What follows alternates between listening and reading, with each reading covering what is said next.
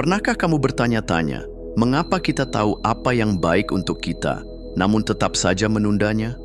Mengapa kita lebih memilih menggulir layar ponsel daripada menulis, membaca, atau berolahraga?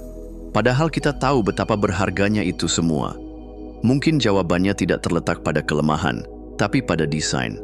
Otak manusia sesungguhnya adalah mahakarya evolusi yang diciptakan untuk bertahan hidup, bukan untuk berkembang pesat dalam dunia modern yang penuh tantangan buatan. Maka tidak heran jika hal-hal sulit terasa seperti ancaman, bukan peluang. Buku ini bukan sekadar panduan produktivitas atau motivasi instan. Ini adalah ajakan untuk menyelam lebih dalam ke dalam mekanisme pikiran kita sendiri, mengupas lapis demi lapis keengganan, ketakutan, dan kebiasaan lama, untuk kemudian memprogram ulang cara kita memandang kesulitan. Karena di balik setiap rasa malas, setiap godaan untuk menyerah, tersembunyi peta menuju potensi terbesar kita. Dan peta itu hanya bisa terbaca oleh mereka yang bersedia belajar menyukai hal-hal sulit. Kita akan berjalan bersama, tidak dengan cambuk motivasi, tetapi dengan lentera pemahaman. Dari ilusi kemauan yang sering mengecoh kita, hingga seni kecil menggeser kata harus menjadi boleh. Dari latihan batin, hingga efek tak terlihat dari tindakan 1% sehari. Semuanya dirajut untuk satu tujuan, menciptakan versi dirimu yang tidak hanya mampu menghadapi kesulitan, tetapi mencintainya. Karena sesungguhnya, keajaiban tidak terjadi saat segalanya mudah. Keajaiban muncul saat kita memilih untuk tetap berjalan, bahkan ketika setiap sel tubuh ingin menyerah. Dan buku ini adalah peta perjalananmu. Siap memulainya? Bab 1. Ilusi kemauan. Kita tumbuh dengan cerita bahwa kemauan adalah kunci, bahwa jika kamu cukup menginginkannya, kamu pasti bisa. Poster motivasi, film inspiratif, hingga kata-kata penyemangat dari orang tua kita pun berkata demikian. Tapi jika itu benar, mengapa begitu banyak niat mulia berakhir di tumpukan resolusi tahun baru yang tak pernah disentuh lagi? Mengapa kita masih menunda, menghindar, dan kalah oleh godaan terkecil, padahal kita tahu betapa pentingnya hal yang sedang kita tunda? Mungkin karena kemauan, seperti yang selama ini kita pahami, adalah ilusi. Bayangkan kamu memiliki asisten pribadi, tapi sayangnya asisten ini punya satu prinsip utama. Jangan capek. Itulah otak kita. Selama jutaan tahun evolusi, otak manusia berkembang untuk satu hal utama, bertahan hidup. Dan bertahan hidup berarti menghemat energi sebanyak mungkin. Di zaman purba, berjalan terlalu jauh atau berpikir terlalu keras tanpa hasil konkret bisa berarti kelaparan. Jadi otak belajar untuk menyukai hal-hal yang mudah, cepat, dan familiar. Ketika kamu berpikir untuk berolahraga, belajar, atau memulai proyek ambisius, bagian otakmu yang rasional, prefrontal cortex, berkata, "Ayo lakukan, ini baik untuk masa depan." Tapi bagian otak kuno, amigdala dan basal ganglia, berseru, "Tunggu, itu butuh energi. Bukankah rebahan lebih aman?" Maka terjadilah konflik batin. Satu sisi ingin berubah, sisi lainnya ingin tetap nyaman. Dan seringkali, sang penjaga energi menang. Kita tidak dikalahkan oleh musuh besar. Kita dikalahkan oleh godaan kecil yang datang dengan senyuman lembut dan suara manis. 5 menit lagi, katanya, ketika alarm pagi berbunyi. Nanti saja, bisiknya, saat kita hendak membuka buku. Sekali ini aja, rayunya, saat kita ingin makan lebih sehat. Inilah ironi kehidupan modern. Kemajuan teknologi telah membuat segalanya lebih mudah, namun justru memperbesar kesenjangan antara apa yang kita tahu dan apa yang kita lakukan. Kita tahu terlalu banyak, tapi bertindak terlalu sedikit. Dan perangkap 5 menit lagi bukan sekadar tentang waktu, melainkan tentang kekuatan alasan kecil yang, jika dikumpulkan, bisa menghancurkan tujuan besar. Setiap nanti yang kita ucapkan adalah seperti mencicil kegagalan dengan bunga yang tak terlihat. Dan semakin sering kita menyerah pada penundaan kecil, semakin kuat jalur kebiasaan itu di otak. Kita tak sadar, tapi kita sedang melatih otak untuk memilih jalan yang sama, berulang kali. Di titik ini, banyak orang mulai memanipulasi dirinya sendiri. Mereka membuat janji-janji kosong, ancaman internal, atau menyemangati diri dengan motivasi palsu. Aku harus berubah mulai besok. atau aku tidak boleh malas lagi. Tapi sayangnya, motivasi yang dibangun dari rasa bersalah sering cepat habis. Ia menyala seperti korek api, terang sebentar, lalu padam. Disiplin yang sejati bukan tentang memaksa diri, melainkan memahami cara kerja pikiran sendiri. Ketika kita merasa malas, bukan berarti kita gagal. Itu hanya data. Informasi bahwa sistem internal kita butuh penyesuaian. Mungkin kita kelelahan. Mungkin tugas yang kita hadapi terlalu besar tanpa pecahan kecil. Mungkin kita hanya butuh struktur dan kebiasaan, bukan ancaman dan tekanan. Mengubah perlawanan menjadi data adalah langkah pertama menuju disiplin sejati. Bukan lagi bertanya, kenapa aku begini terus? Melainkan, apa sebenarnya yang membuat aku berhenti? Dan bagaimana jika aku mendesain ulang prosesnya? Masalahnya bukan pada niat kita yang lemah, melainkan pada lingkungan kita yang terlalu nyaman. Kita hidup dalam dunia yang didesain untuk kenyamanan maksimal. Makanan cepat saji, hiburan instan, belanja satu klik. Semuanya menggoda bagian otak kita yang dulu berguna untuk bertahan hidup, tapi kini menjadi penghambat untuk berkembang. Evolusi tidak pernah mempersiapkan manusia untuk kebosanan modern. Dahulu, kelaparan memaksa kita berburu. Kini, kita harus memaksa diri untuk bergerak. Dahulu, rasa takut membuat kita waspada. Kini, kita justru takut akan ketidaknyamanan emosional yang kecil, seperti rasa canggung, bosan, atau gagal, sehingga memilih untuk menghindar. Inilah ketidaksesuaian evolusioner. Otak kita belum berevolusi secepat dunia kita berubah. Maka jika kamu merasa sulit menyukai hal-hal menantang, itu bukan karena kamu lemah, tapi karena kamu manusia. Tapi kabar baiknya, manusia juga adalah satu-satunya spesies yang bisa mengubah dirinya dengan kesadaran. Bab ini bukan untuk menyalahkan otakmu, tapi untuk mengenalnya. Karena hanya dengan memahami bahwa kemauan bukanlah bahan bakar utama, kita bisa berhenti mengandalkan dorongan sesaat. Kita mulai membangun sistem, kebiasaan, lingkungan. Dan yang terpenting, cerita baru dalam kepala. Cerita bahwa kemalasan bukan kutukan, tapi sinyal. Bahwa penundaan bukan kelemahan, tapi peluang untuk menyusun ulang strategi. Bahwa kamu tidak butuh cambuk lebih keras, tapi peta yang lebih cerdas. Kemauan adalah awal. Tapi tanpa pemahaman, ia akan selalu tersesat di tengah jalan. Mari lanjutkan perjalanan ini dengan mata terbuka, bukan hanya hati yang terbakar. Karena saat kamu mulai memahami permainan pikiran, kamu tak lagi bertarung. Kamu mulai menari bersamanya, dan di sanalah keajaiban dimulai. Bab 2. Seni membingkai ulang pikiran. Pikiran adalah kanvas, dan yang menggenggam kuasnya adalah dirimu sendiri. Namun, sebagian besar dari kita hidup seolah-olah lukisan itu sudah jadi, seperti sudah ada pola yang tak bisa diubah. Padahal, dengan sedikit keberanian untuk melihat dari sudut berbeda, hal biasa bisa menjadi luar biasa. Hal sulit bisa menjadi menarik. Dan hidup bisa menjadi permainan yang menyenangkan, bukan beban yang berat. Disinilah seni membingkai ulang pikiran berperan. Bukan sekadar berpura-pura positif, tapi benar-benar mengatur ulang cara kita memaknai apa yang kita alami. Karena seringkali, masalahnya bukan pada situasinya, melainkan pada cara kita melihat situasi itu. Kata-kata menciptakan dunia. Lihat saja bagaimana satu kata bisa mengubah seluruh energi dalam dirimu. Coba ucapkan ini dalam hati. Aku harus bangun pagi dan bekerja. Sekarang ganti dengan, aku boleh bangun pagi dan membangun sesuatu. Rasanya berbeda, bukan? Kata harus mengandung tekanan. Ia seperti paksaan dari luar yang membuat kita memberontak dalam diam. Sedangkan boleh membuka ruang kebebasan. Seolah kita memilih sendiri, bukan dipaksa. Padahal aktivitasnya sama. Tapi energinya berubah total hanya karena satu kata. Bahasa adalah pengungkit motivasi. Dan seringkali kita gagal bukan karena kurang disiplin, tapi karena cara kita bicara pada diri sendiri membuat segalanya terasa berat dan tidak menyenangkan. Coba lihat kembali kalimat-kalimat internalmu. Berapa banyak aku harus yang bisa diubah menjadi aku ingin, aku boleh, atau aku memilih.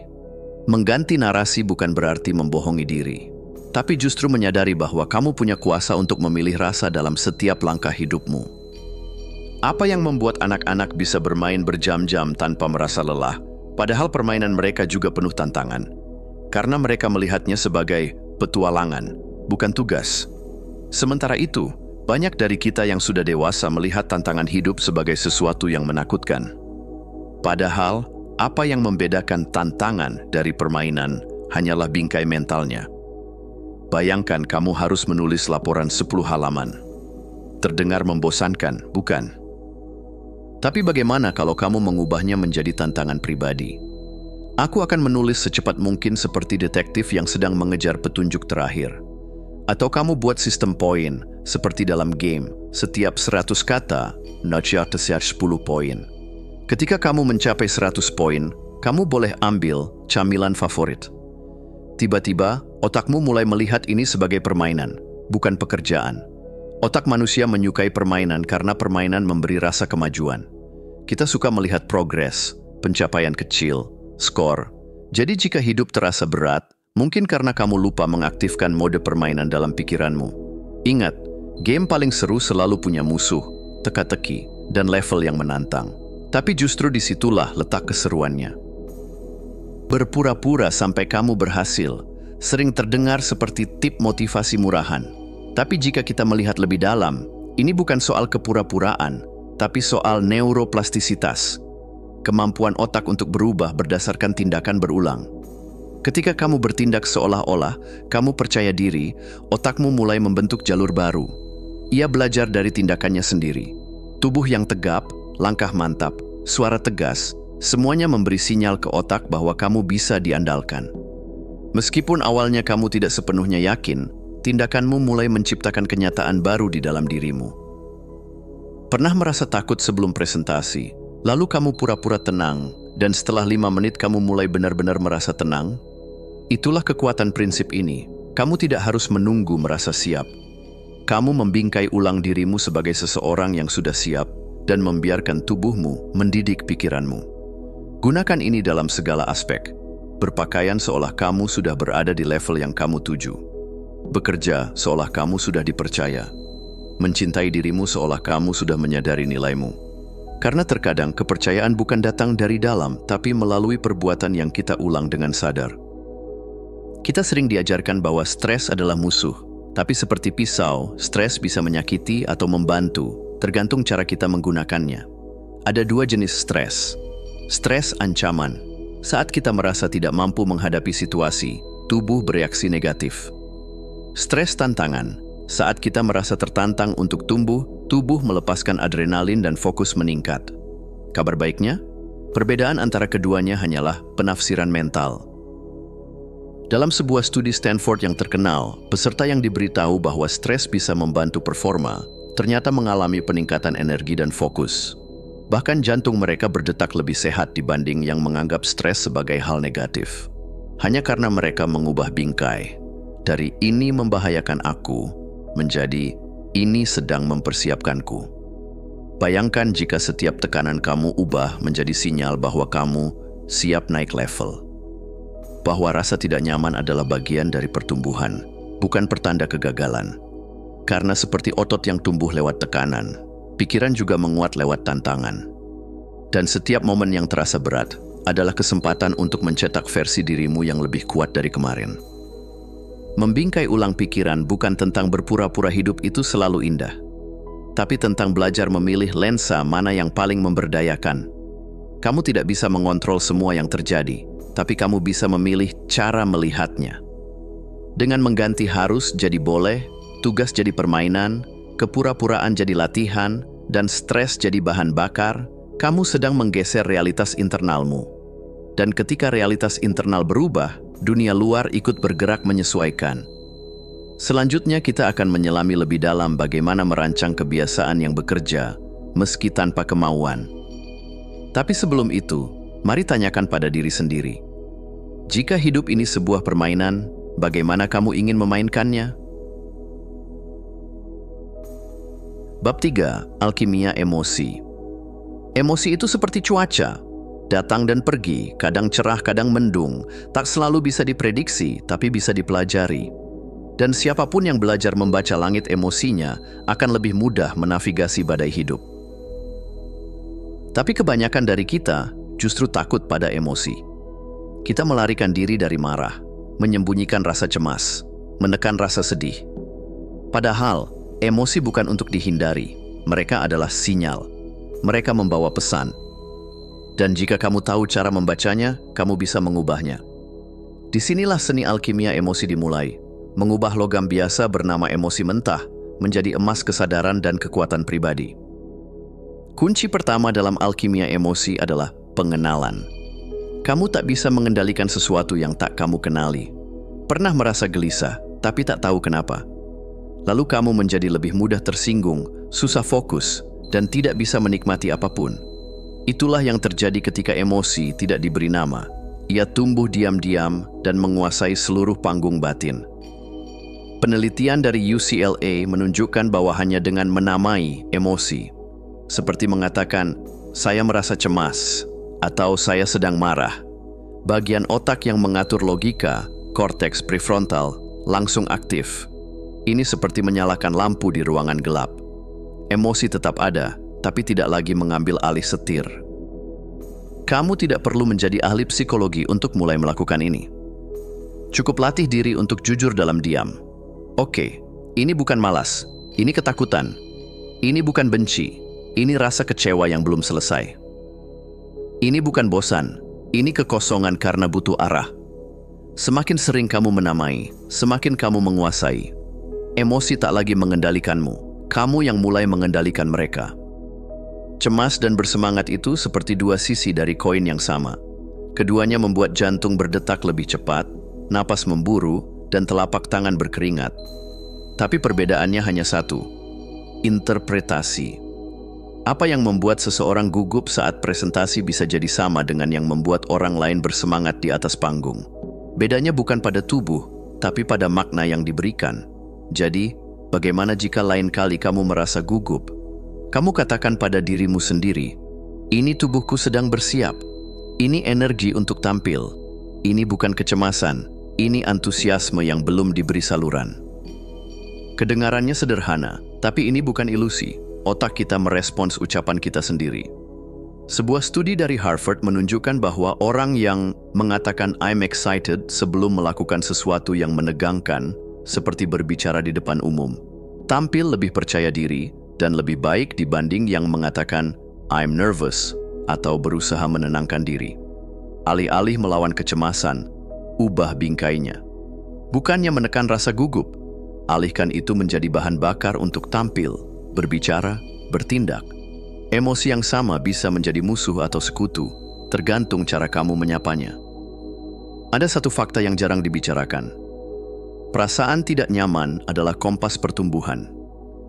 Jika sesuatu membuatmu tidak nyaman, itu seringkali tanda bahwa di sanalah tempatmu bertumbuh. Tapi kita diajari sejak kecil untuk menjauhi rasa tidak nyaman. Padahal, justru disitulah hadiah tersembunyi. Bayangkan kamu sedang menunda menulis dan tiba-tiba merasa gelisah. Bukan karena tak bisa, tapi karena takut hasilnya jelek. Itulah saat ketika ketidaknyamanan sebenarnya memberitahu, di sini kamu akan belajar. Di sini kamu sedang menguji batasmu. Alih-alih menghindar, cobalah dekati perasaan itu. Dengarkan tanpa penghakiman. Katakan, "Ini sulit, tapi ini berarti aku sedang tumbuh. Ini tak nyaman, tapi disinilah kekuatanku sedang dibentuk." Ketidaknyamanan bukan musuh. Ia adalah guru. Dan ketika kamu belajar berteman dengannya, kamu tidak hanya menguat, kamu juga mulai menikmati prosesnya. Karena kamu tahu, rasa tidak nyaman hanyalah tanda bahwa kamu tidak lagi stagnan. Seringkali, yang kita butuhkan bukanlah motivasi, tapi momentum. Karena dalam hidup nyata, motivasi datang dan pergi. Tapi aksi kecil bisa menyalakan kembali api semangat yang padam. Disinilah aturan 5 menit menjadi senjata rahasia. Caranya sederhana. Saat kamu tidak ingin melakukan sesuatu, janjikan pada dirimu untuk melakukannya hanya selama 5 menit. Tidak lebih. Tidak perlu sempurna. Tidak perlu selesai. Hanya 5 menit. Kenapa ini bekerja? Karena otak kita cenderung melebih-lebihkan beratnya memulai. Tapi begitu kamu bergerak, sistem dopamin mulai menyala. Kamu mulai merasa sedikit lebih terlibat, sedikit lebih mampu, dan 5 menit seringkali berubah menjadi 10, lalu menjadi setengah jam. Tiba-tiba, kamu sedang berada di tengah arus kerja tanpa menyadarinya. Ini bukan trik murahan, ini strategi berbasis biologi. Kita tidak perlu menunggu motivasi turun dari langit. Kita hanya perlu sedikit gerakan untuk membuka pintu momentum. Emosi adalah energi. Dan seperti listrik, ia bisa menyetrum atau menerangi, tergantung bagaimana kita menyalurkannya. Dengan mengenali emosi, kita tidak lagi menjadi budaknya. Dengan membingkai ulang kecemasan sebagai antusiasme, kita mengubah ketakutan menjadi kekuatan. Dengan berteman dengan rasa tidak nyaman, kita menjadikannya pelatih pribadi. Dan dengan aturan 5 menit, kita membangun momentum yang mengalahkan kemalasan. Ini bukan sihir, ini adalah alkimia. Seni mengolah bahan mentah kehidupan menjadi versi terbaik dari diri kita. Dan ingatlah, kamu tidak perlu menjadi orang yang selalu tenang. Tapi kamu bisa menjadi orang yang tahu apa yang harus dilakukan ketika badai datang. Karena itulah kekuatan sejati. Dan kekuatan itu sudah ada dalam dirimu. Bab 4. Metode teratai. Pernahkah kamu memperhatikan bagaimana teratai tumbuh? Ia tidak bermula dari taman yang bersih atau air jernih. Teratai justru lahir dari lumpur. Akar-akarnya menembus tanah berlendir, naik perlahan melewati air keruh, hingga akhirnya mekar di atas permukaan, indah, anggun, dan tak bernoda. Teratai adalah simbol dari apa yang bisa terjadi pada dirimu. Bukan meskipun ada penderitaan, tapi karena penderitaan itu. Dalam gelapnya tekanan, dalam keruhnya pikiran, justru ada benih pertumbuhan. Dan inilah inti dari metode teratai. Sebuah pendekatan yang membawa kita dari kesadaran penuh akan kekacauan menuju kondisi aliran, flow state, yang jernih dan penuh makna. Kebanyakan dari kita ingin pertumbuhan yang nyaman, ingin naik kelas tanpa ujian, ingin jadi kuat tanpa lelah, ingin bahagia tanpa luka. Tapi kehidupan tidak menawarkan kemurnian semudah itu. Ia memberikan lumpur, patah hati, kegagalan, penolakan, rasa malu, semua itu adalah lumpur. Tapi lihat apa yang dilakukan teratai. Bukan menghindari lumpur, tapi justru menjadikannya tempat berpijak. Pertumbuhan sejati terjadi bukan karena kita menghindari luka, tapi karena kita membawa luka itu dalam kesadaran penuh dan memilih untuk naik. Dalam praktik metode teratai, kita tidak menyangkal kegelapan. Kita menyelaminya, menyadarinya, dan kemudian naik perlahan hingga mekar. Langkah pertama dalam transformasi bukanlah perubahan, tapi pengamatan. Dan bukan pengamatan yang menghakimi, tapi yang lembut dan jernih. Ini terdengar mudah, tapi sebenarnya sangat revolusioner. Kebanyakan dari kita hidup dengan suara latar yang terus mengkritik. Kenapa kamu begini sih? Kamu selalu gagal. Kamu nggak cukup cepat, pintar, produktif. Suara ini mungkin sudah lama tinggal di dalam pikiran kita, menyamar sebagai motivator. Padahal, ia seperti pelatih kasar yang terus memukul tanpa pernah memberi arah. Metode teratai mengajarkan kita untuk melihat, bukan menyerang. Ketika kamu menunda pekerjaan, jangan langsung memaki diri. Cukup amati. Aku lagi menunda karena merasa kewalahan. Ternyata aku takut hasilnya tidak cukup baik. Tidak ada drama, tidak ada hukuman, hanya pengamatan jujur. Begitu kamu bisa melihat dirimu dengan cara ini, sesuatu berubah secara ajaib. Emosi tidak meledak, ketegangan berkurang, dan yang muncul bukan rasa bersalah, tapi rasa ingin memahami. Dari situ, muncul pilihan-pilihan baru. Inilah kekuatan kesadaran tanpa penghakiman. Ia menciptakan ruang, dan di ruang itulah perubahan bisa tumbuh.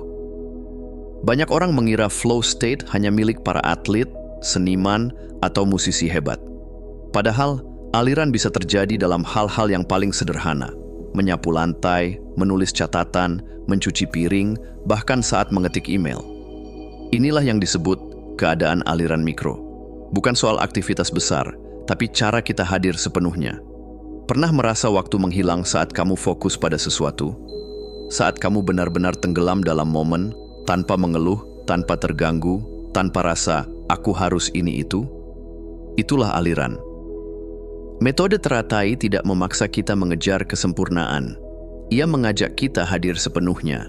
Karena ketika perhatian utuh, bahkan aktivitas biasa bisa menjadi sumber ketenangan yang mendalam. Mulailah dari yang kecil, fokus penuh saat membuat kopi. Rasakan jari menyentuh air saat mencuci tangan. Dengarkan suara langkahmu saat berjalan. Kedengarannya sepele, justru disitulah keajaibannya. Kamu tak perlu menunggu suasana ideal untuk masuk ke dalam aliran. Aliran tidak datang dari luar. Ia muncul ketika kamu hadir secara utuh. Dalam setiap proses pencapaian, selalu ada fase yang terasa berat, membingungkan, membuat kita ingin menyerah. Ini bukan kegagalan. Ini adalah fase perjuangan, dan ia adalah bagian penting dari proses masuk ke dalam aliran. Sebelum seseorang mencapai flow, otaknya perlu bekerja keras, menyusun informasi, melawan distraksi, menyeimbangkan tantangan dengan kemampuan. Dan ya, ini tidak menyenangkan. Inilah titik ketika banyak orang berhenti. Tapi metode teratai mengajarkan kita. Rasa berat bukan tanda untuk berhenti, tapi pertanda bahwa pintu akan segera terbuka. Fase ini seperti saat kita mengangkat kaki dari lumpur. Berat, lengket, melelahkan. Tapi itu juga berarti kita semakin dekat ke permukaan. Kamu tidak harus menikmati perjuangannya, tapi kamu bisa menghormatinya. Kamu bisa berkata, "Oke, ini susah, tapi ini bagian dari transisi. Rasa frustrasi ini bukan akhir, ini ambang menuju aliran." Begitu kamu paham bahwa rasa tak nyaman adalah gerbang, kamu akan mulai melihat kelelahan bukan sebagai musuh, tapi sebagai sinyal bahwa kamu sedang naik level. Metode teratai bukanlah teknik instan. Ia bukan janji bahwa kamu akan bahagia terus-menerus. Tapi ia adalah jalan penuh kesadaran, di mana kamu belajar melihat penderitaan bukan sebagai beban, tapi sebagai bahan baku pertumbuhan. Dengan mengamati dirimu sendiri tanpa menghakimi, kamu menciptakan ruang untuk berubah. Dengan hadir penuh dalam hal kecil, kamu masuk ke dalam ritme yang menyembuhkan. Dan dengan memahami bahwa perjuangan adalah bagian dari perjalanan, kamu tidak lagi mudah menyerah. Teratai mekar bukan karena ia lari dari lumpur, tapi karena ia tumbuh melewatinya. Kamu pun bisa, dan kamu akan bisa. Bab 5. Menunda secara strategis. Penundaan sering mendapat reputasi buruk. Kita diminta berhenti menunda, melawan rasa malas, atau melakukan sekarang juga sebelum terlambat. Tapi bagaimana jika selama ini kita hanya melihat satu sisi dari koin? Bagaimana jika penundaan, bila diarahkan dengan tepat, justru bisa menjadi alat yang cerdas untuk produktivitas jangka panjang? Bab ini bukan ajakan untuk menunda asal-asalan. Ini adalah seni untuk menunda secara strategis, yakni memahami kapan, mengapa, dan bagaimana kita menunda, lalu memanfaatkannya sebagai bahan bakar perubahan.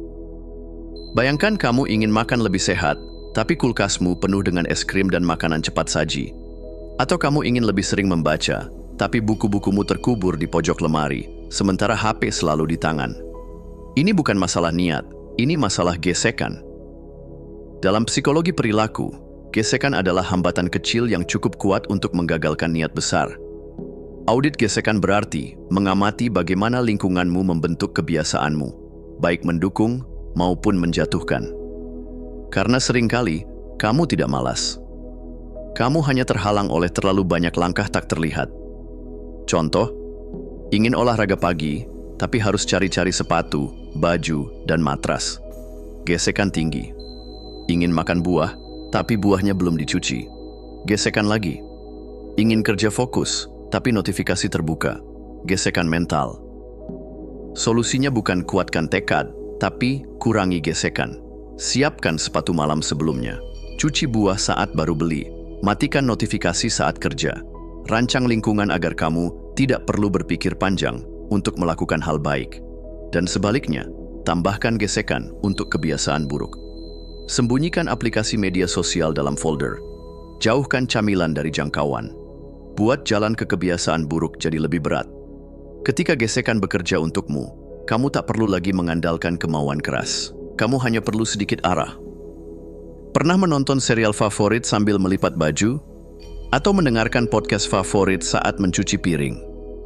Selamat, Kamu telah mempraktikkan teknik yang disebut temptation bundling, menggabungkan godaan, hal yang kamu suka, dengan tugas yang membosankan tapi penting. Otak kita menyukai imbalan langsung.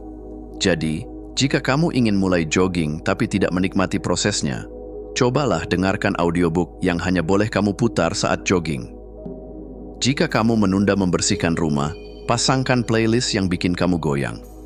Menggabungkan godaan membuat tugas-tugas netral atau membosankan jadi lebih menarik. Ia membingkai ulang pengalaman menjadi lebih menyenangkan, tanpa harus menipu diri. Lakukan ini sebagai eksperimen. Ingin bereskan email?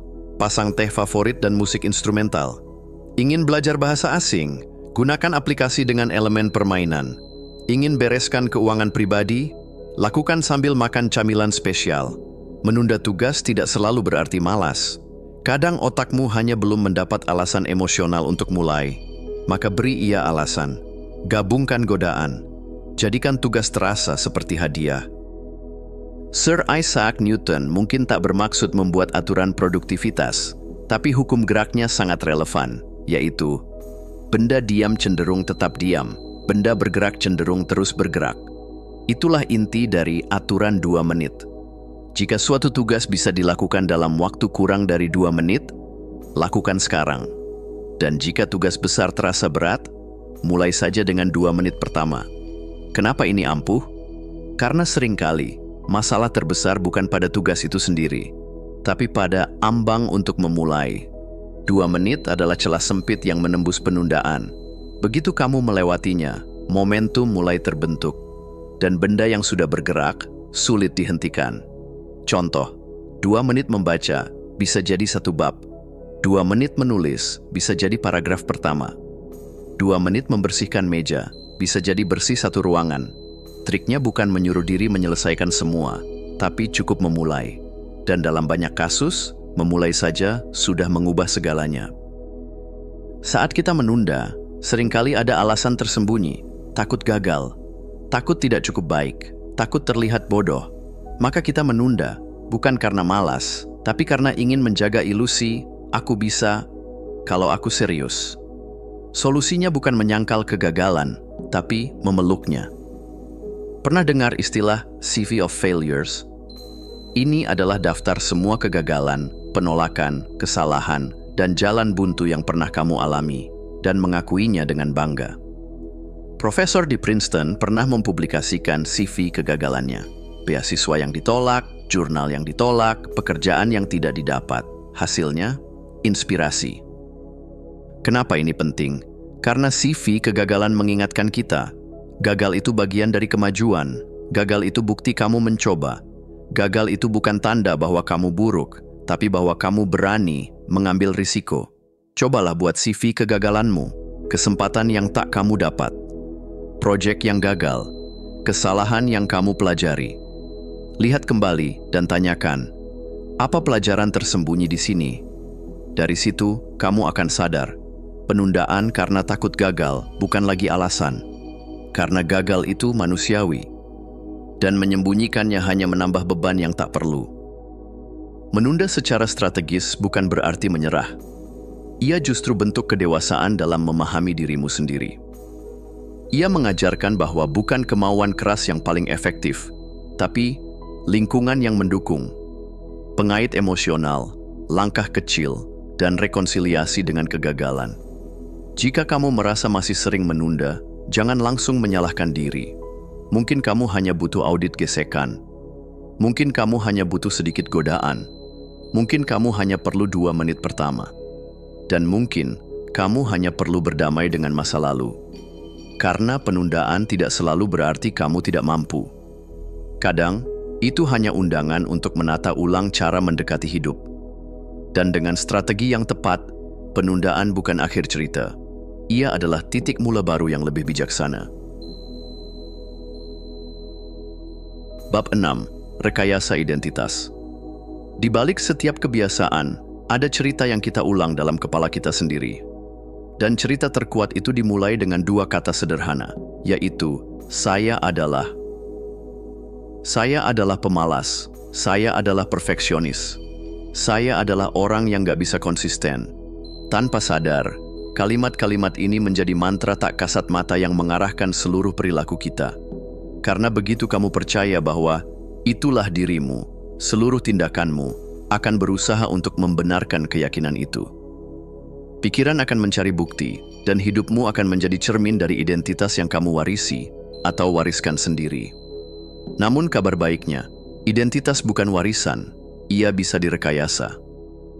Identitas adalah fondasi dari kebiasaan yang tahan lama. Orang yang mengatakan, saya mencoba berhenti merokok, sedang berjuang. Tapi orang yang mengatakan, saya bukan perokok, sudah berpindah identitas. Ada sesuatu yang lebih dalam dari sekadar usaha.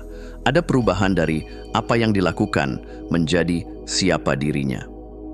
Label membentuk lensa. Lensa membentuk persepsi. Persepsi membentuk keputusan. Dan keputusan membentuk hidup. Ingin menjadi penulis? Ucapkan, saya adalah penulis. Bahkan jika belum ada buku yang diterbitkan. Ingin jadi orang yang sehat? Katakan, saya adalah orang yang menjaga tubuhku. Bahkan sebelum angka timbangan berubah. Karena identitas bukan hasil. Ia adalah landasan dari tindakan berulang. Jangan tunggu sampai dunia mengakuimu, baru kamu mengaku pada diri sendiri. Justru sebaliknya, akuilah dirimu dulu, lalu buktikan lewat tindakan. Kebanyakan orang terjebak dalam logika tujuan. Aku harus mencapai X agar menjadi Y. Tapi identitas sejati tidak tumbuh dari pencapaian besar. Ia tumbuh dari ritual kecil yang kamu ulang setiap hari. Seorang pelari bukanlah orang yang menang lomba. Ia adalah orang yang berlari setiap hari tanpa perlu sorakan. Seorang kreator bukanlah orang yang viral. Ia adalah orang yang mencipta, bahkan ketika tidak ada yang menonton. Ketika kamu mengganti fokus dari "aku harus selesai" menjadi "aku hadir" dan menjalani prosesnya, kamu tak lagi diperbudak hasil. Kamu sedang menanam identitas. Contoh, alih-alih berkata, "Aku harus kurus", katakan, "Aku orang yang bergerak setiap hari." Daripada "aku ingin kaya", ucapkan, "Aku tipe orang yang mengatur uang dengan bijak." Tujuan itu baik, tapi tanpa ritual, ia hanya mimpi kosong.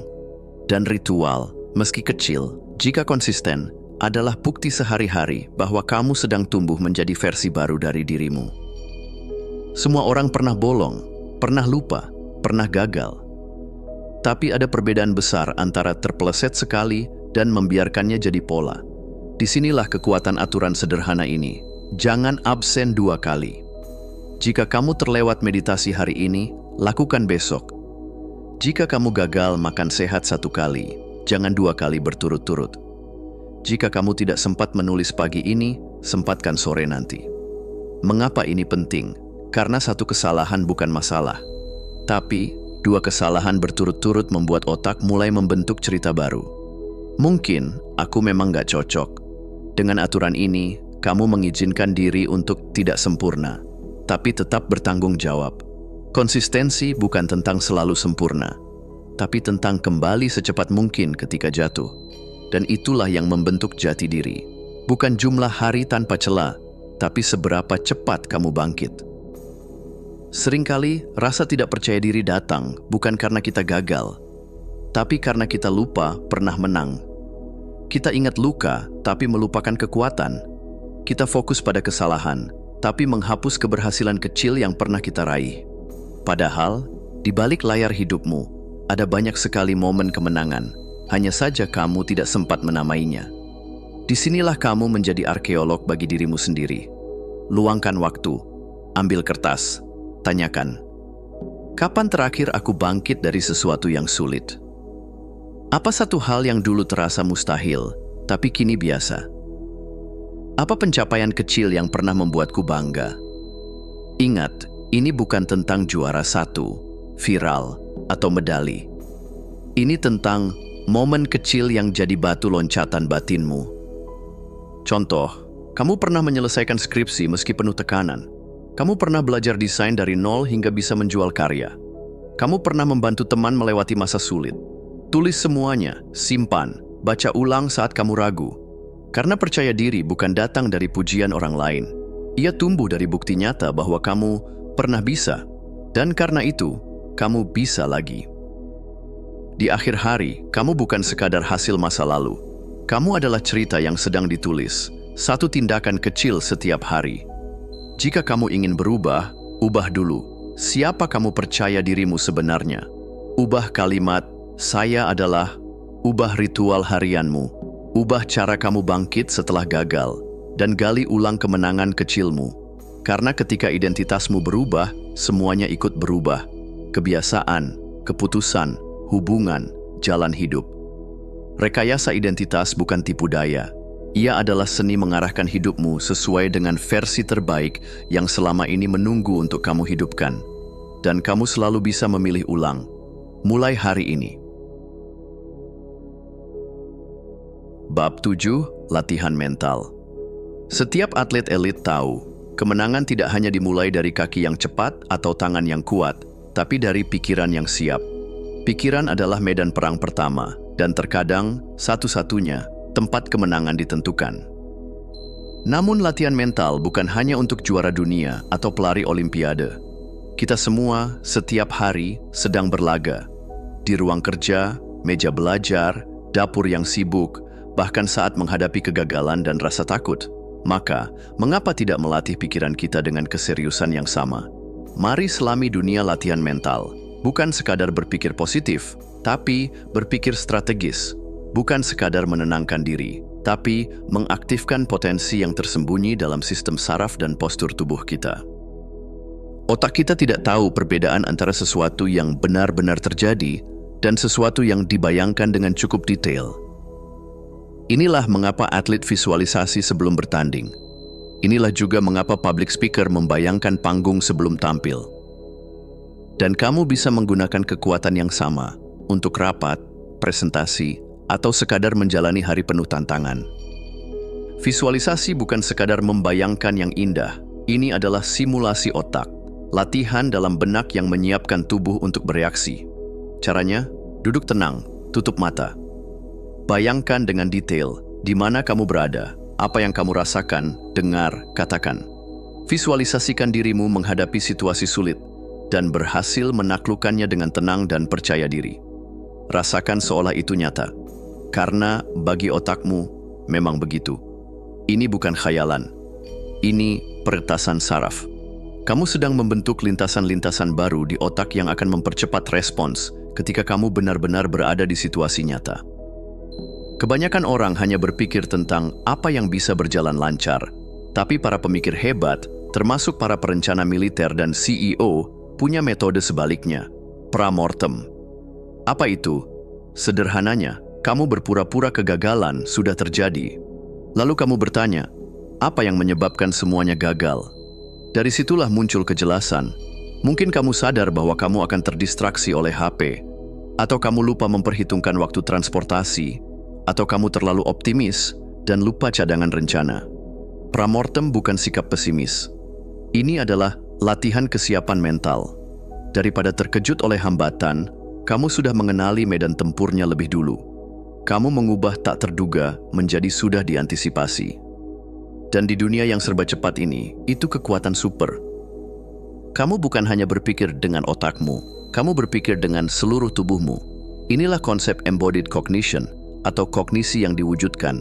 Posturmu, gerakanmu, bahkan ekspresi wajahmu memberi sinyal ke otak tentang apa yang sedang kamu alami.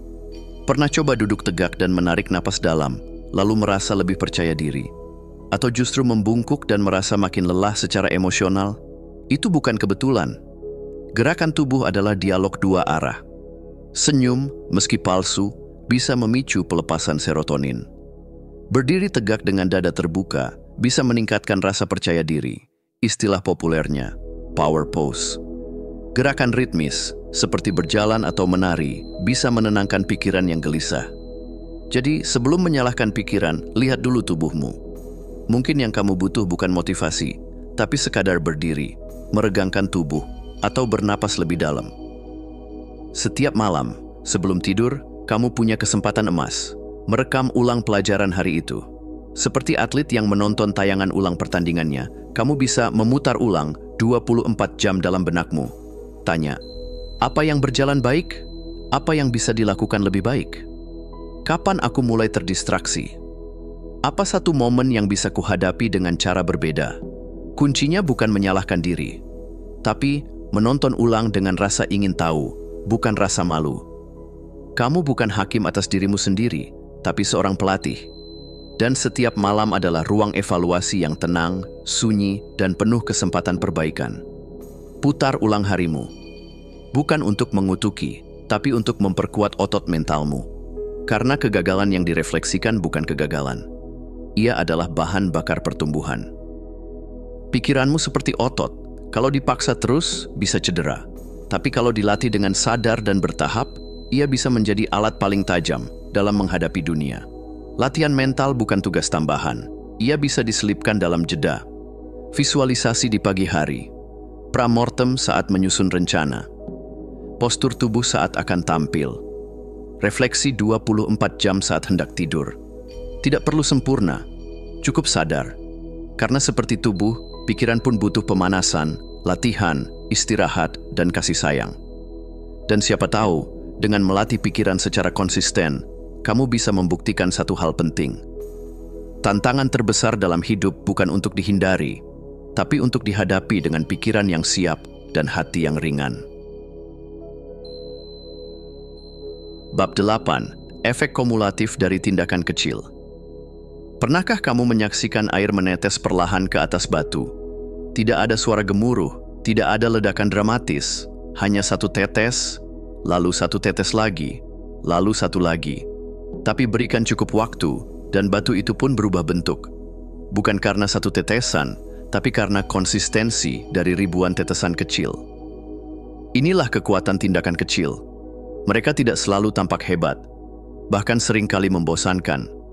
Tapi justru karena itu, banyak orang meremehkannya dan kehilangan rahasia pertumbuhan sejati. Bayangkan ini, jika kamu meningkatkan dirimu hanya 1% saja setiap hari, dalam setahun, kamu akan menjadi 37 kali lebih baik. Bukan 37%, tapi 37 kali. Itu bukan sihir, itu matematika dari kekuatan pertumbuhan eksponensial. Masalahnya, kita hidup di dunia yang mengagungkan transformasi besar. Turun 10 kilo dalam seminggu, membangun bisnis jutaan dalam sebulan, menjadi versi terbaik dalam 24 jam. Tapi pertumbuhan sejati tidak menjerit. Ia berbisik.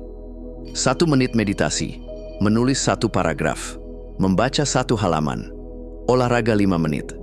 Apakah itu cukup? Untuk hari ini, ya. Karena aturan 1% bukan tentang kecepatan, tapi tentang arah. Kamu tak perlu revolusi. Cukup lakukan evolusi, sedikit demi sedikit, tapi setiap hari. Tidak semua kebiasaan kecil diciptakan setara. Ada yang, sekali kamu mulai, mengubah seluruh sistem hidupmu. Inilah yang disebut keystone habit, kebiasaan kunci. Contohnya, olahraga pagi. Bisa meningkatkan mood, disiplin, bahkan pola makan. Merapikan tempat tidur, menciptakan rasa kontrol yang menular ke aktivitas lain. Menulis jurnal, membuka ruang refleksi dan kejernihan dalam mengambil keputusan. Kebiasaan ini seperti domino pertama. Sentuh 1 dan seluruh rangkaian bergerak. Jadi kamu tak perlu mengubah semuanya. Cukup temukan 1 titik tuas dan biarkan efek kumulatifnya menyebar. Di dunia nyata, usaha dan hasil jarang datang di hari yang sama. Seorang petani menanam benih hari ini, tapi tidak panen besok pagi. Begitu juga dengan kita. Masalahnya, manusia modern sulit sabar. Kita terbiasa dengan hasil instan, pesan makanan datang dalam 10 menit, notifikasi langsung muncul setelah kirim pesan, video motivasi bisa selesai dalam 30 detik. Tapi hidup tidak seperti TikTok, pertumbuhan itu seperti es yang mencair. Kamu bisa memanaskan ruangan dari 0 derajat ke 1 derajat, ke 2 derajat, ke 3 derajat, dan tak ada yang berubah. Tapi saat mencapai 1 derajat terakhir, tiba-tiba semuanya mencair. Jangan tertipu oleh ketenangan sebelum lompatan. Saat kamu merasa tidak ada kemajuan, bisa jadi kamu sedang berada di 31 derajat, dan hanya butuh 1 langkah lagi untuk segalanya mulai mengalir. Banyak orang terjebak dalam siklus brutal, gas pol-polan, lalu terbakar habis. Motivasi meledak di hari Senin, lalu hangus pada hari Kamis. Kenapa? Karena mereka menetapkan standar yang terlalu tinggi setiap hari dan lupa bahwa konsistensi jauh lebih penting dari intensitas. Masukkan ini ke dalam hidupmu. Apa satu hal yang cukup untuk hari ini? Bukan 5 jam kerja super fokus, bukan menyelesaikan seluruh to-do list. Cukup satu hal kecil yang membawa kamu maju. Ini bukan malas, ini strategi keberlanjutan. Karena siapapun bisa termotivasi selama 1 hari. Tapi orang yang terus tumbuh adalah mereka yang berkata, "Aku akan melangkah hari ini. Tidak sempurna, tapi cukup." Dengan pola pikir ini, kamu bukan hanya terhindar dari kelelahan. Kamu membangun hubungan baru dengan dirimu. Hubungan yang penuh pengertian, bukan paksaan. Mungkin hari ini kamu hanya sempat membaca 2 halaman. Mungkin kamu cuma olahraga 5 menit. Atau menulis 1 kalimat, dan kamu bertanya, apakah ini akan membuat perubahan nyata? Jawabannya, iya, jika kamu terus melakukannya. Tindakan kecil itu seperti menanam benih. Hari ini tidak tampak apa-apa, besok pun mungkin belum. Tapi di bawah permukaan, sesuatu sedang tumbuh, diam-diam, tapi pasti. Sampai akhirnya, dunia melihat perubahanmu dan berkata, wow, kamu berubah begitu banyak. Tapi kamu tahu, itu bukan keajaiban 1 malam. Itu adalah efek kumulatif dari tindakan-tindakan kecil yang terus kamu pilih, bahkan saat tidak ada yang melihat. Bab 9. Penyangga sosial. Di balik setiap orang sukses, ada lingkaran tak kasat mata, orang-orang yang menjadi penyangga sosial, seperti fondasi tak terlihat yang menopang sebuah bangunan tinggi. Kita sering berpikir bahwa perjalanan menuju perubahan adalah perjalanan yang sunyi, heroik, penuh perjuangan pribadi. Tapi kenyataannya, manusia adalah makhluk sosial, dan lingkungan sosial kita, secara sadar atau tidak, membentuk siapa kita menjadi. Bayangkan kamu berdiri di depan cermin, tapi cermin itu bukan dari kaca, melainkan dari manusia lain yang mencerminkan komitmenmu. Inilah kekuatan partner akuntabilitas. Ketika kamu tahu ada seseorang yang akan menanyakan, sudah kamu lakukan yang kamu janjikan, maka keinginan untuk menunda perlahan meredup. Kita jauh lebih mungkin menepati janji kepada orang lain daripada kepada diri sendiri. Bukan karena kita lemah, tapi karena kita terhubung. Partner akuntabilitas bukan penjaga, bukan polisi. Mereka adalah cermin. Mereka tidak memaksa, mereka hanya mengingatkan kamu akan dirimu yang terbaik. Teman yang mengingatkanmu untuk olahraga, rekan kerja yang menunggu laporan, pasangan yang menyemangati saat kamu ingin menyerah. Kehadiran mereka menggeser kamu dari nanti saja ke ya sudah, aku kerjakan sekarang. Perbandingan adalah pedang bermata 2. Di satu sisi, melihat orang lain berhasil bisa memotivasi. Kalau dia bisa, aku juga bisa. Di sisi lain, bisa meruntuhkan, kenapa aku tidak sehebat dia? Perbedaan utama terletak pada niat dan arah. Kompetisi yang sehat bukan tentang mengalahkan orang lain, tapi tentang mempercepat pertumbuhan diri sendiri. Seperti 2 pelari yang saling mendorong untuk berlari lebih cepat, bukan untuk saling menjatuhkan. Tapi jika kompetisi berubah menjadi kecemburuan, rasa tidak cukup, atau dorongan untuk validasi eksternal, maka itu seperti minum air laut. Semakin kamu minum, semakin kamu haus. Kuncinya, ubah kompetisi menjadi kolaborasi. Alih-alih bertanya, siapa yang lebih unggul? Tanyakan, bagaimana kita bisa tumbuh bersama? Kolaborasi menciptakan ruang saling menguatkan. Kompetisi menciptakan batas. Kolaborasi membuka jalan. Kita adalah rata-rata dari 5 orang yang paling sering bersama kita. Dan itu bukan sekadar kutipan keren. Itu adalah cermin dari bagaimana lingkungan sosial memprogram ulang perilaku dan keyakinan kita. Jika kamu ingin menjadi lebih sehat, dekatilah orang-orang yang rutin berolahraga. Jika kamu ingin jadi lebih kreatif, berkumpullah dengan mereka yang menulis, mencipta, dan berekspresi. Jika kamu ingin jadi lebih disiplin, bersahabatlah dengan mereka yang hidupnya selaras dengan tujuan. Kita meniru secara bawah sadar. Bahasa mereka menjadi bahasa kita. Kebiasaan mereka meresap perlahan ke dalam sistem kita. Maka, pilih suku dengan sadar. Bentuk lingkungan yang memanggil versi terbaik dari dirimu, bukan yang membuatmu terus menjadi versi yang nyaman tapi stagnan. Kadang ini berarti mengatur ulang siapa yang kamu izinkan masuk dalam ruang energimu. Bukan berarti mengabaikan, tapi memilih dengan penuh kasih siapa yang akan kamu dengarkan. Pernah merasa lebih produktif saat ada orang lain di ruangan, meski mereka tidak mengatakan apa-apa. Itulah efek sorotan, spotlight effect. Ketika kita merasa diamati, meski hanya oleh imajinasi kita cenderung menaikkan standar perilaku. Ini bisa menjadi alat luar biasa. Misalnya, membagikan target mingguan di media sosial, menulis blog tentang progresmu, menciptakan penonton bayangan dalam pikiranmu saat bekerja. Tentu, kita tidak hidup demi validasi orang lain. Tapi sesekali, rasa dilihat bisa mengaktifkan versi dirimu yang paling ingin kau banggakan.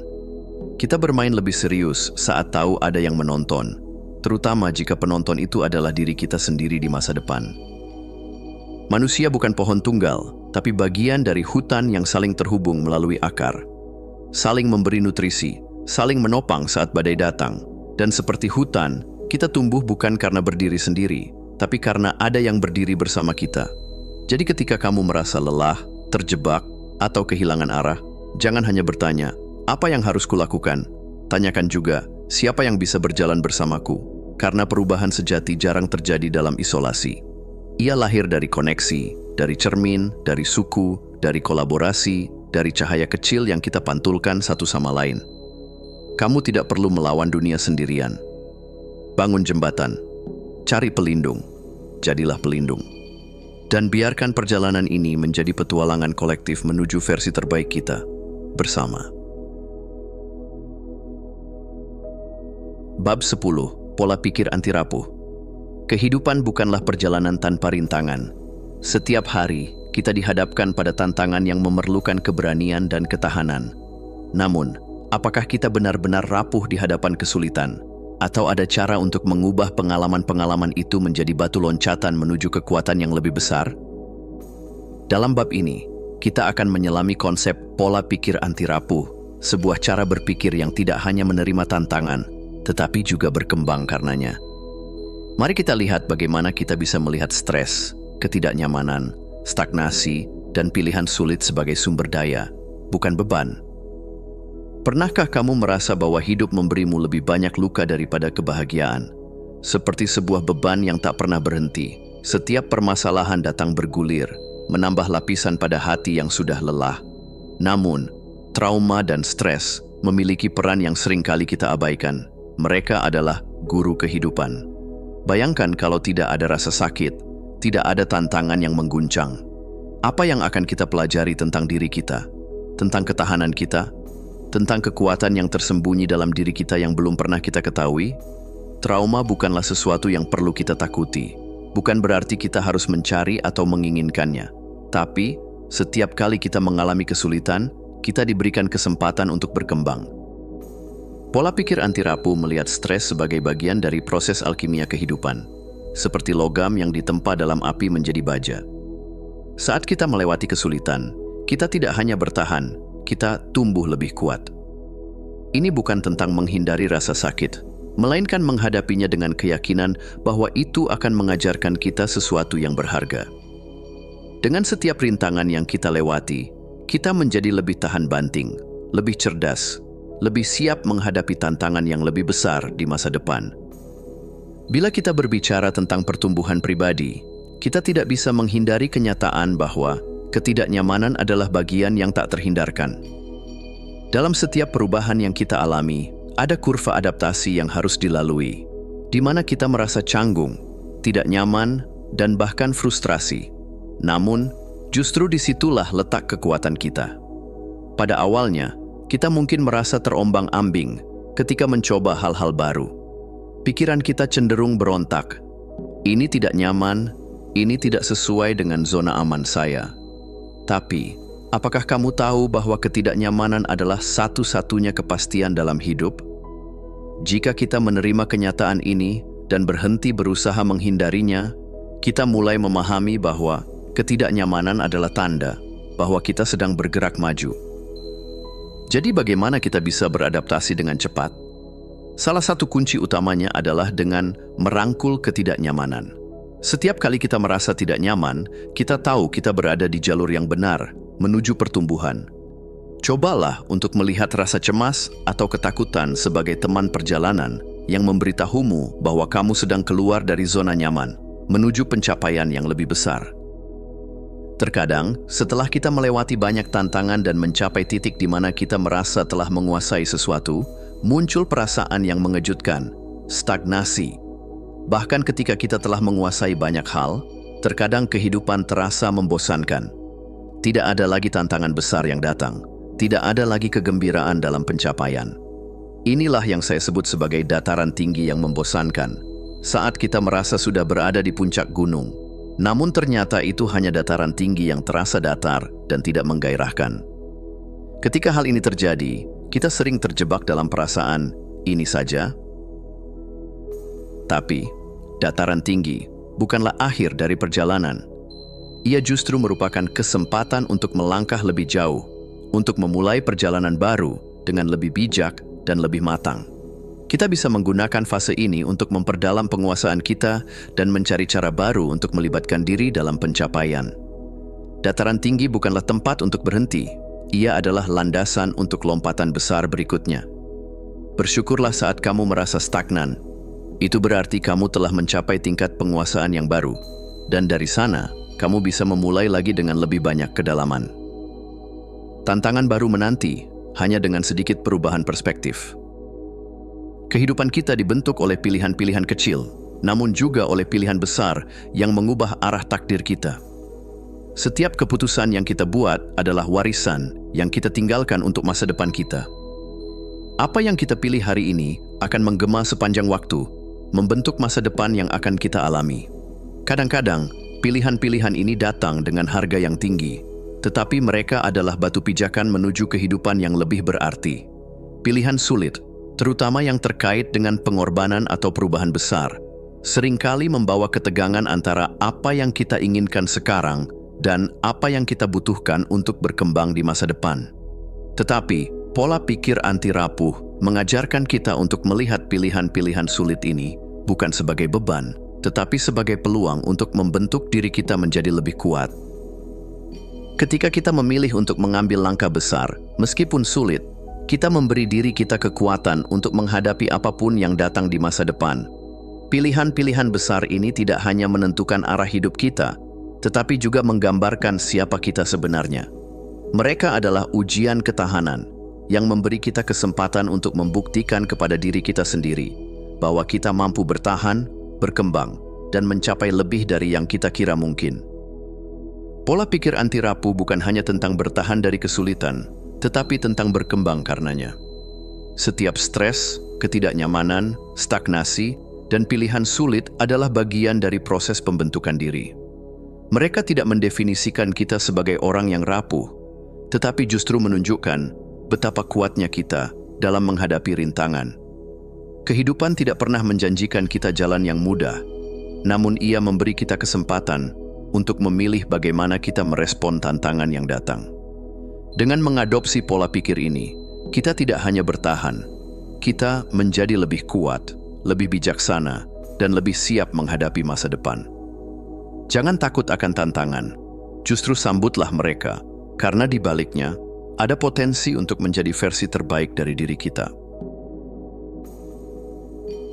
Kesimpulan: melalui perjalanan yang penuh tantangan ini, kita telah membuka pintu menuju pemahaman baru tentang kemauan, disiplin, dan kekuatan untuk mengubah pola pikir kita.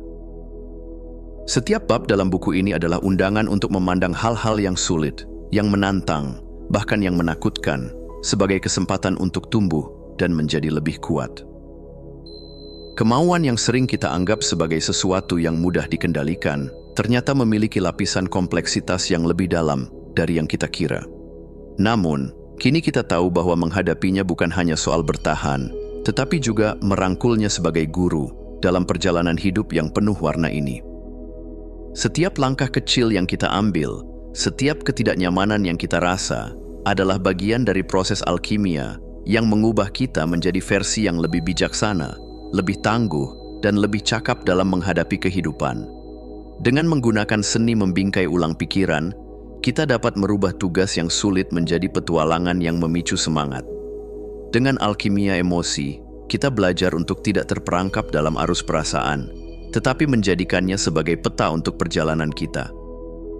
Tentu saja, ada tantangan, Ada saat-saat di mana kita merasa seakan-akan kita terjebak di dataran tinggi yang membosankan atau berada di titik yang penuh keraguan. Tetapi seperti yang telah kita pelajari, pertumbuhan terjadi saat kita menghadapi ketidaknyamanan dengan pola pikir yang kuat dan terbuka. Ketika kita merancang identitas kita berdasarkan kebiasaan, bukan tujuan semata, kita membangun landasan yang kokoh untuk masa depan yang penuh keberhasilan. Dalam menghadapi setiap rintangan, kita bukan hanya mencari solusi instan, tetapi lebih pada perubahan mendalam dalam cara kita melihat dan merespon dunia di sekitar kita. Karena pada akhirnya, perubahan yang sesungguhnya tidak datang dari usaha besar yang sesaat, tetapi dari tindakan kecil yang konsisten, yang terkumpul seiring berjalannya waktu. Sekarang ketika kita melangkah keluar dari halaman-halaman ini, ingatlah bahwa perjalanan tidak pernah benar-benar selesai. Pola pikir baru yang kita adopsi bukanlah tujuan, tetapi sebuah cara untuk terus tumbuh, merangkul yang sulit, dan belajar dari setiap pengalaman. Dengan setiap keputusan yang kita buat untuk memilih hal-hal sulit sebagai kesempatan untuk berkembang, kita menulis cerita baru tentang siapa kita dan siapa kita bisa menjadi. Maka, lanjutkan perjalanan ini dengan keyakinan, karena seperti yang telah kita pelajari, kemauan yang kuat akan selalu menemukan jalannya, meski melalui jalan yang paling berliku sekalipun.